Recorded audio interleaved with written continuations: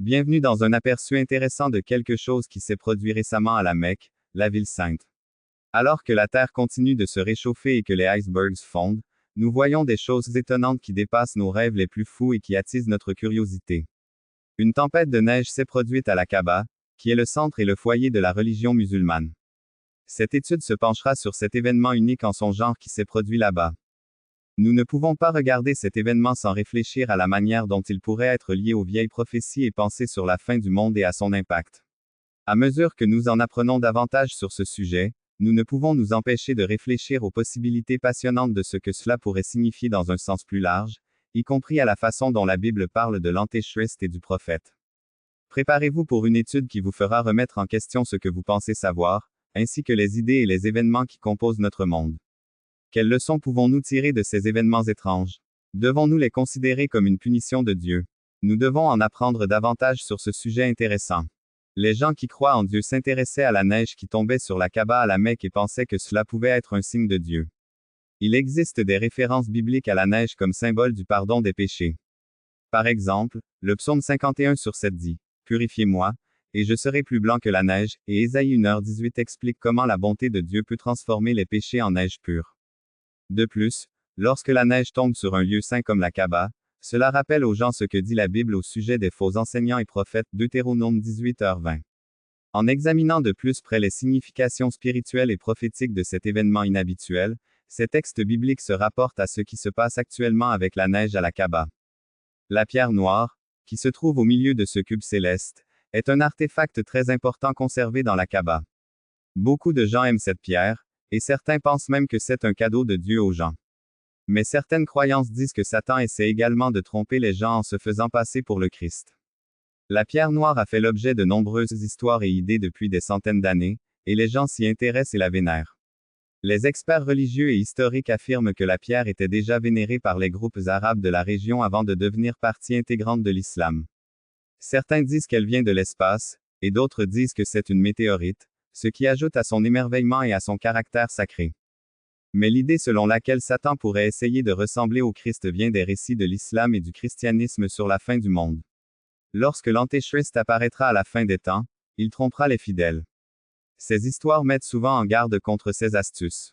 Ainsi, certaines personnes auraient pu considérer la tempête à la Mecque comme un signe que ce genre de choses allait se produire.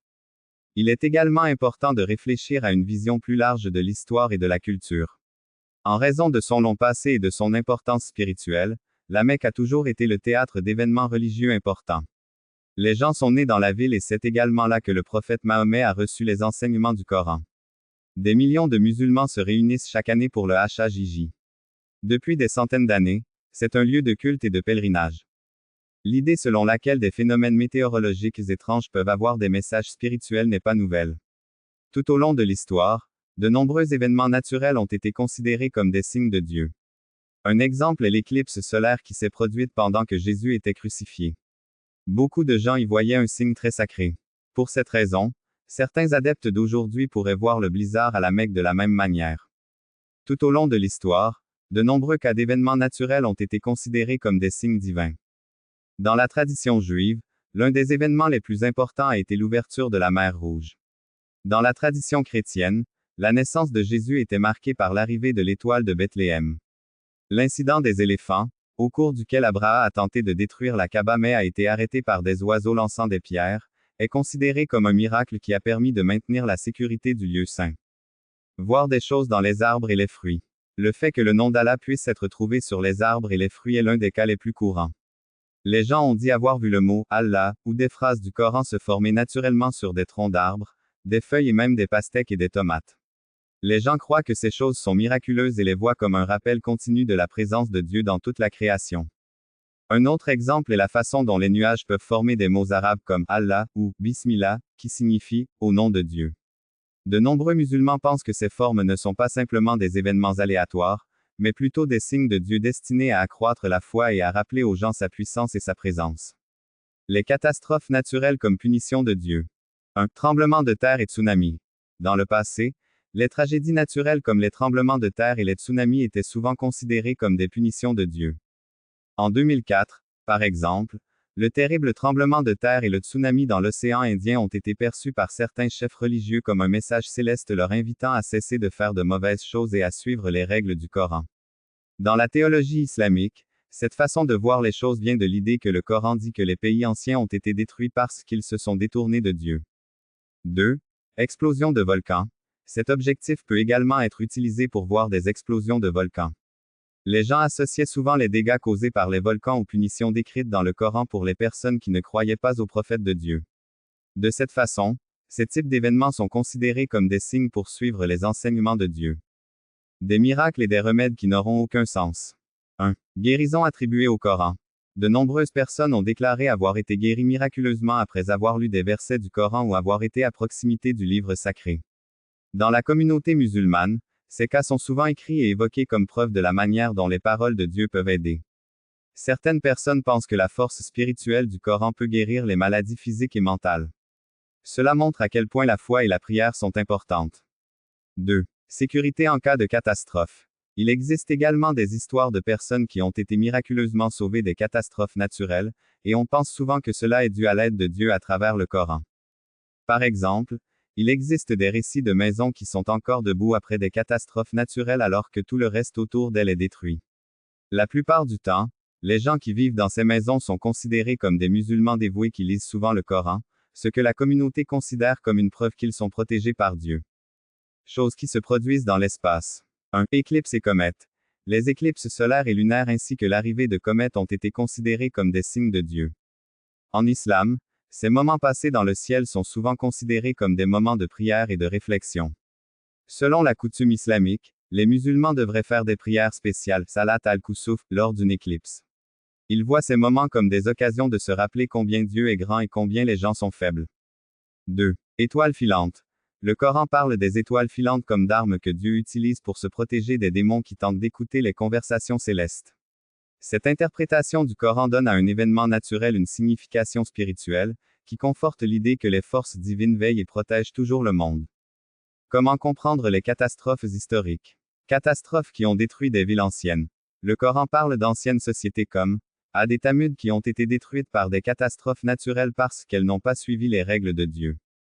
Les gens pensent souvent à ces histoires lorsque des catastrophes naturelles modernes se produisent, et elles sont considérées comme des avertissements constants selon lesquels enfreindre les règles de Dieu peut entraîner de sévères punitions. 2. Inondations et sécheresses. Les inondations et sécheresses extrêmes ont également été considérées comme des signes de Dieu. Dans le passé de l'islam, ce genre de choses était considéré comme des tests de foi ou des punitions. Les gens pensaient souvent que les sécheresses étaient un signe qu'ils devaient prier et aider davantage les autres, en demandant à Dieu de leur pardonner et d'avoir pitié. Ces exemples montrent comment les croyances religieuses peuvent changer la façon dont les événements naturels sont compris. Ils servent de preuve de foi et de processus continu pour comprendre ce que signifient les signes divins dans le monde.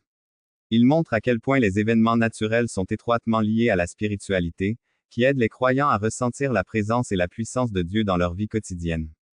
Pour cette raison, la neige tombant dans un endroit aussi étrange que la Kaaba pourrait facilement être considérée comme un événement spirituel de grande importance. Cela nous fait réfléchir à la manière dont les mondes naturels et magiques sont connectés et à la manière dont les événements qui se produisent dans le monde physique peuvent avoir de grands effets sur le monde spirituel. Enfin et surtout, la neige qui tombe sur la Kaaba est bien plus qu'un simple événement météorologique. L'histoire, la religion et l'interprétation prophétique se rejoignent à ce stade. Chaque personne a sa propre vision de cet événement, mais cela nous fait tous réfléchir profondément à notre place dans le monde et à notre lien avec Dieu. Nos propres pensées venaient de Dieu. C'est le troisième péché, mentir. Dieu n'a pas supporté les mensonges des prophètes qui disaient qu'ils venaient de Dieu alors qu'ils savaient qu'ils ne l'étaient pas. Enfin, il existe la menace des faux prophètes, qui dénoncent souvent les véritables messagers de Dieu. Leurs messages les rendent plus célèbres car ils sont faciles à repérer. Lorsqu'il s'agit de vrais prophètes, les gens ont tendance à faire davantage confiance aux prédictions de ces escrocs. Non seulement les faux dieux peuvent exister dans le monde extérieur, mais ils peuvent aussi exister à l'intérieur de nous. Dieu n'est pas un Dieu méchant et colérique prêt à frapper. Au lieu de cela, Dieu souligne à quel point il est saint et juste, même lorsque les gens font le mal. On peut ignorer sa grande gentillesse. La Bible et les enseignements de Jésus montrent clairement que se détourner de Dieu a des effets, mais que Dieu ne s'intéresse qu'à l'amour et à la grâce. Dieu ne veut pas que quoi que ce soit détruit, il traite son monde avec amour et gentillesse, pas avec colère ou méchanceté. Nous devrions savoir à quoi ressemble Dieu avant de penser à lui, de lui parler ou de le prier. L'amour et le pardon sont importants, mais il est également important d'avoir une attitude constante d'action de grâce et de louange.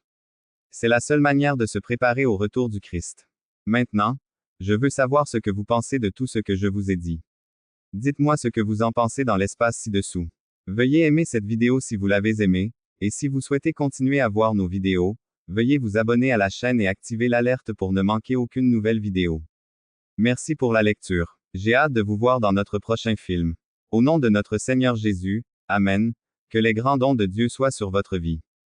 content.alpha-inventor.filmanager.fileprovidé /root/stourage /root-émulated /0.0000000 Israël /franc% C3% ASB %20 parenthèse ouvrante 9 parenthèse fermante.txt croisillon 2.2. Texte égal bienvenue %20 dans %20 1, sur %20 votre %20 vie.